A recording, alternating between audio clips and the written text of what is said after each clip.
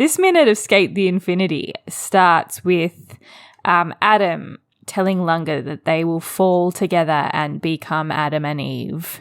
And ends with Inosuke, not Adam, skating in his pool. This is minute 23 of episode 11, King versus Nobody.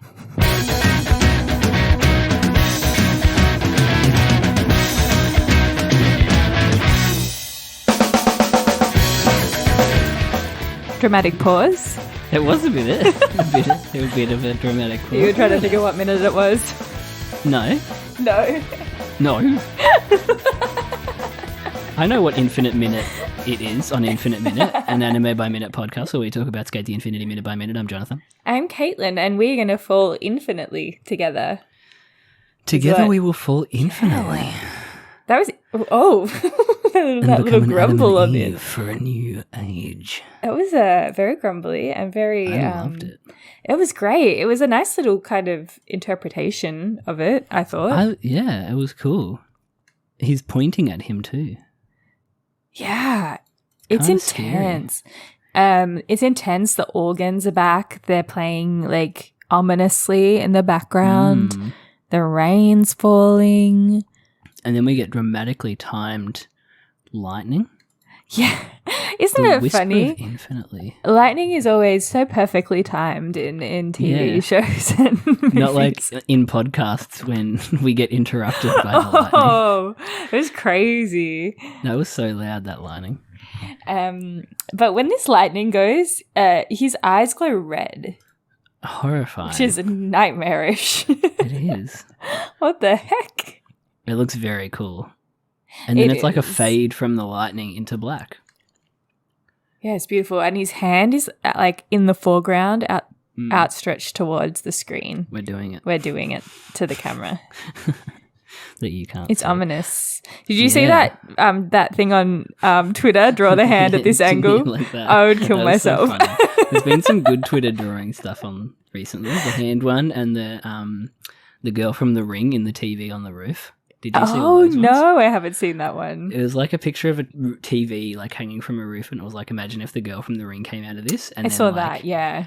And then like heaps of fan artists like drew a version of that, like she has a ladder or it's just her like falling out, or one she had like tripped out of it and was like her nightgown had fallen and it was just like full frontal nudity. There were some good interpretations. Anyway, that's the minute. That's the minute. That's all that there is. It was 10 seconds. There was of, 10 seconds of it. And then we got hit with the palm trees, which seemed so terribly like timed. It did not feel appropriate at all to go into the palm trees. Big angry palm tree moment for sure. Oh, yeah. Yeah. The contrast of the organs and the lightning and the darkness and the rain into ooh, and Adam and Eve. Let's get the feelings was just very jarring. But it is the ED, so you know what that means. Anime chat. Anime chat. Anime chat. With Katie, have you been watching any anime? No.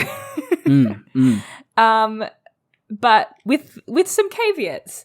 I've been rewatching Avatar, the original, which is and the best, which is, you know, anime adjacent, I would say.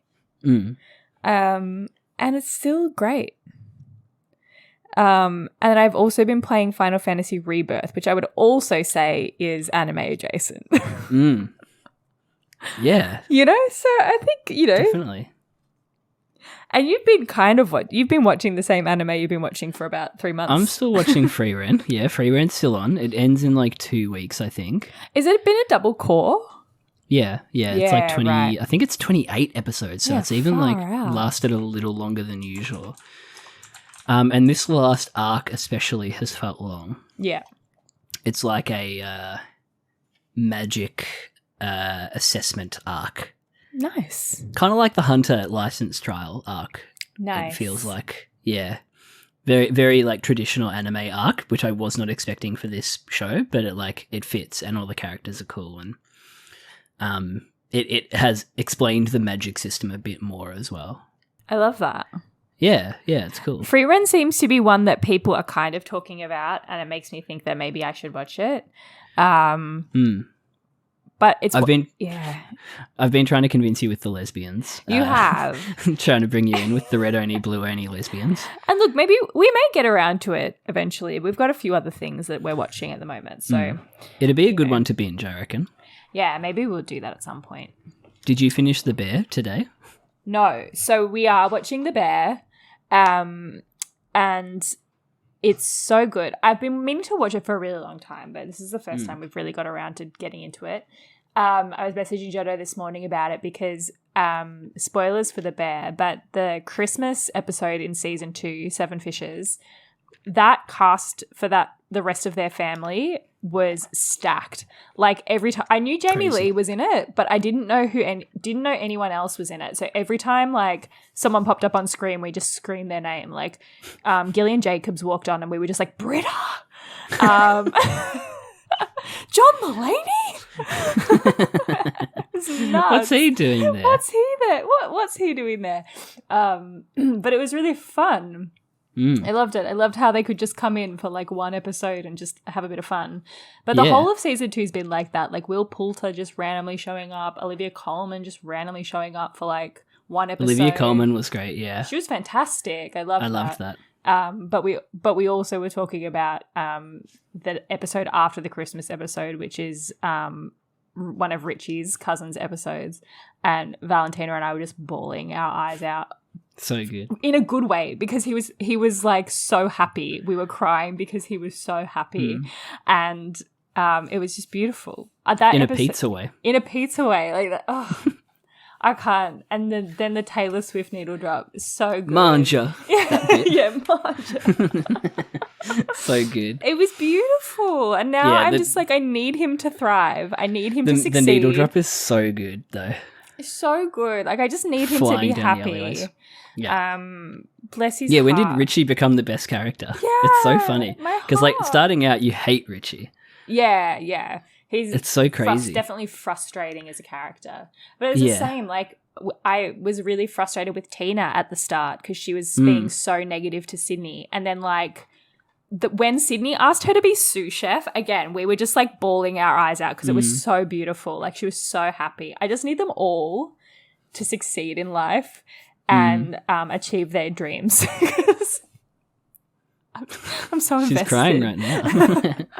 It's a great show. And there's going to be a season 3 too. So yeah, like soon, like June, July, right? Yeah, I'm excited. Yeah. I'll be definitely caught up by then. Yeah, nice. But yeah, it's great. I'm loving it. Yeah, awesome. Watch The Bear, the best anime of the season. It's like Succession. Well, yeah, we had that whole chat of Succession, I guess. Yeah, I'm loving it. I guess, yeah, free rent for me. I'm playing a game called hold your hat for this one because it sounds like an anime. 13 Sentinels Aegis Rim.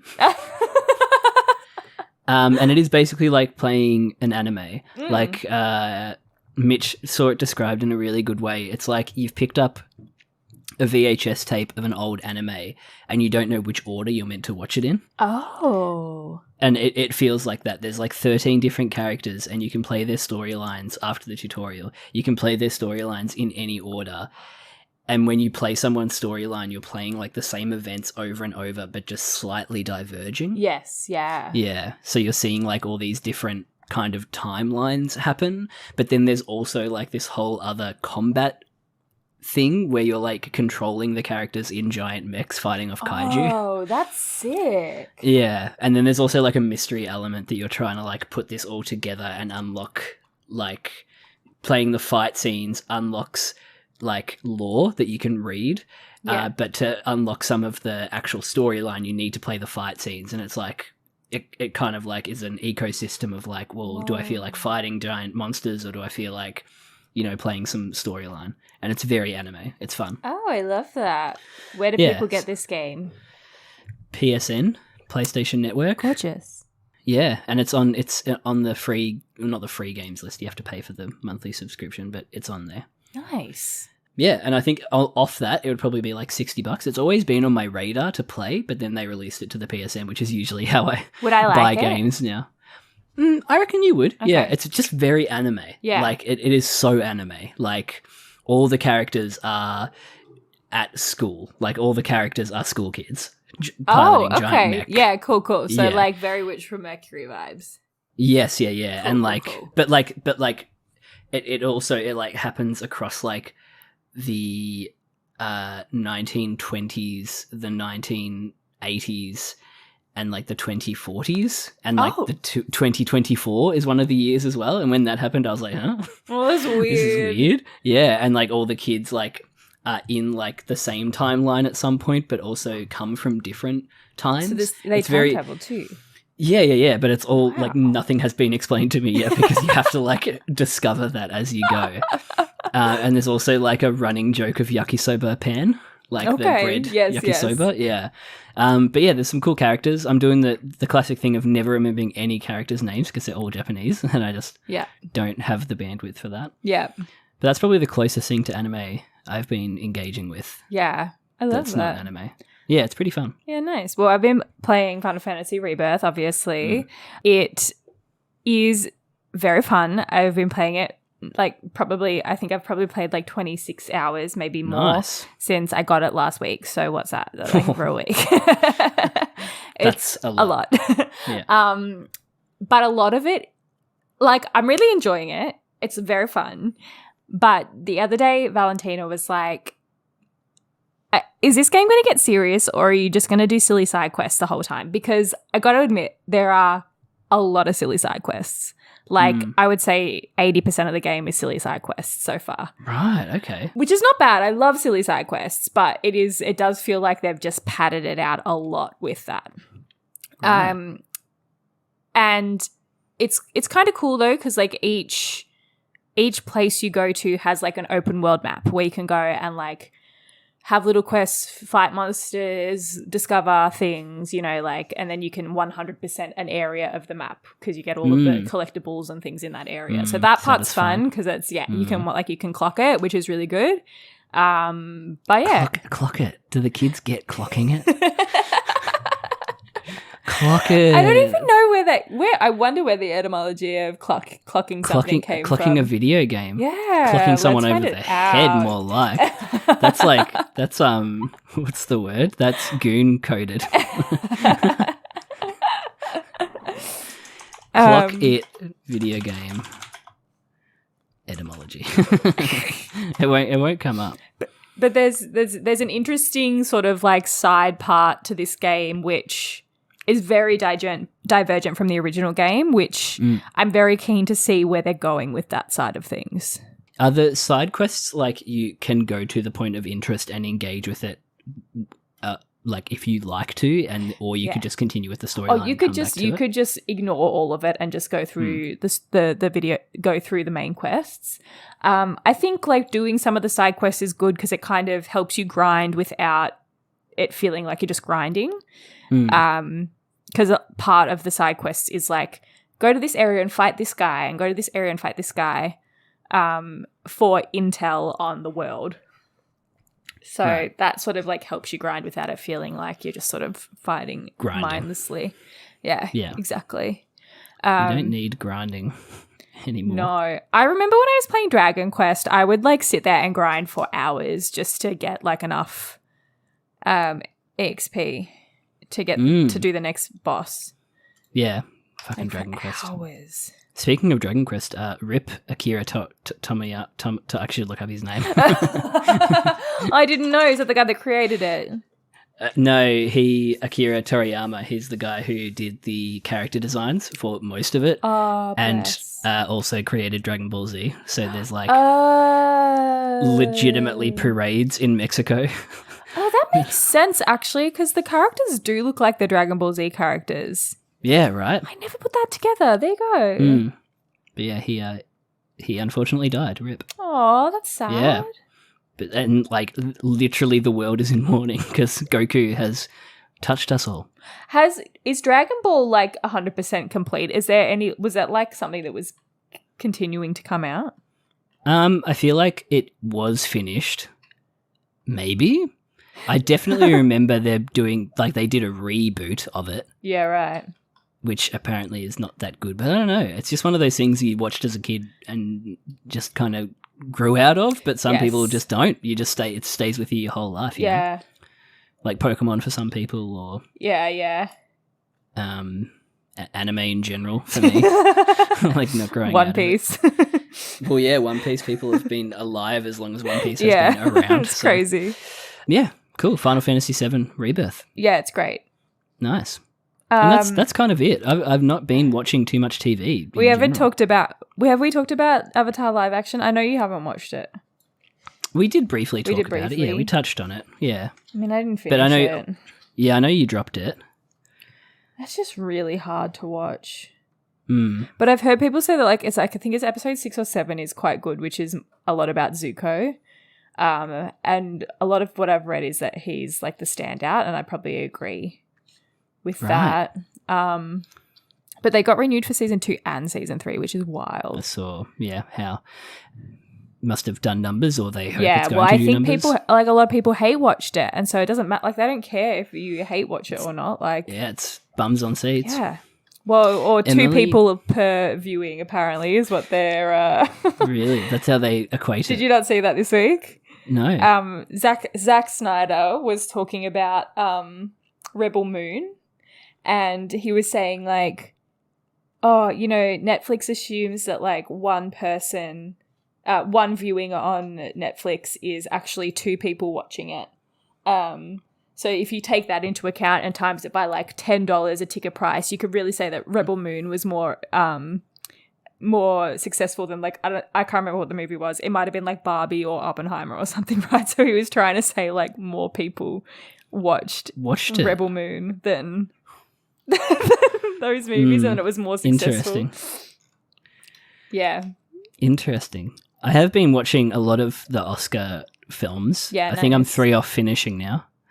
Nice. But I don't want to watch Maestro. Oh God, no! I wouldn't bother. Because I'm pretty sure Bradley Cooper has led the charge on the banning the dog from going to the Oscars brigade. Really? Has he really? It feels like something he would do. So this is an assumption. This is an assumption, yeah. But it definitely feels like he would be like, fuck this dog. Fuck this dog, bro. I inhabited... Leonard Bernstein came in me. He came inside me. Fuck this dog, bro. Every day I hoped that Leonard Bernstein would come inside me. Is that what it was? Something like so that. Funny. He's fucking hell. wild. Dude, what an actor. Like a classic actor, bro. He's such an actor. But my pick is The Holdovers and Paul Giamatti for Best Actor.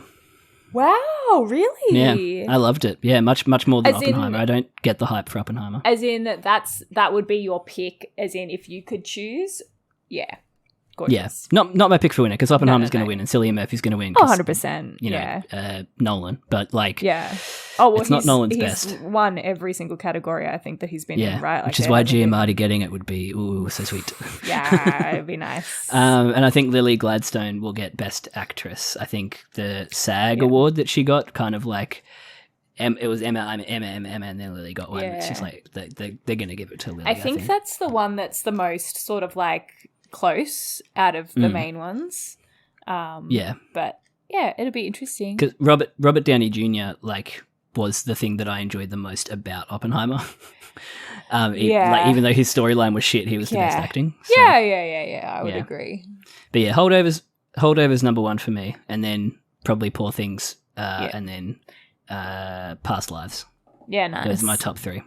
Yeah. Nice. And Past Lives, I reckon if I watched it again, I'd probably like inch up a little bit because, I think you have to be in the mood. Yeah. It's a mood flick. It's a mood that movie. One. Yeah. Yeah. fair. Whereas Poor Things, it's just like, like stuff in your face and Poor Things on Disney Plus. it's a family film.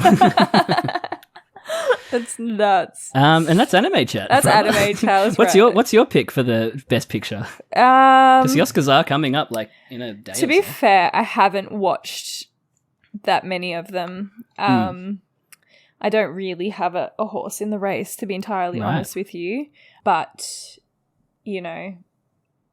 Oppenheimer will win. I don't really know if it is the best movie of the year, but it will. I didn't like I didn't like it. I didn't like it either. It's weird to say, yeah, like it was not good. And then everybody says like Emily Blunt was good, and I'm like, was she? I kind of thought she was just doing the old Emily Blunt good routine. In, like, and the rest of it, she was just like, "Woe is me." The movie just kind of kept happening. Yeah, I don't know. I didn't like it.